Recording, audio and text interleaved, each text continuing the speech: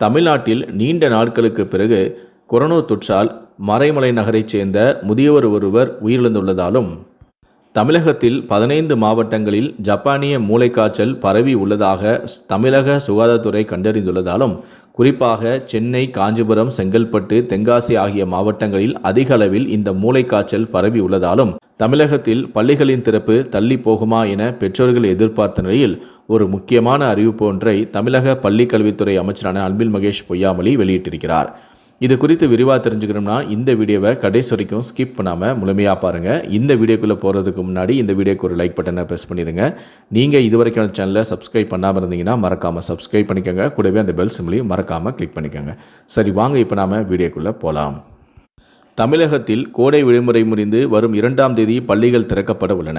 இந்த நிலையில்தான் பள்ளிகளை திறப்பதற்கான அனைத்து ஏற்பாடுகளையும் பள்ளி கல்வித்துறை செய்து வருகிறது.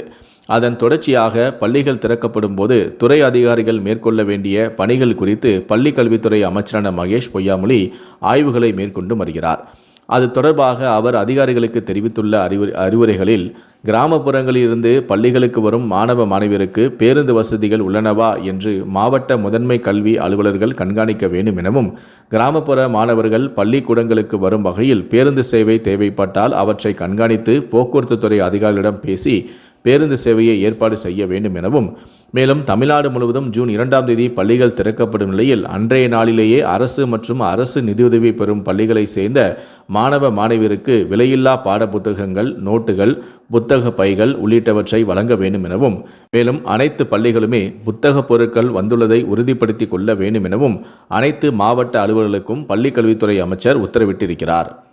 இதன் காரணமாக கொரோனா தொற்றின் காரணமாகவும் ஜப்பானிய மூளைக்காய்ச்சல் பரவலின் காரணமாகவும் பள்ளிகள் திறப்பு தள்ளிப்போக வாய்ப்பில்லை என்பது தெரியவந்துள்ளது.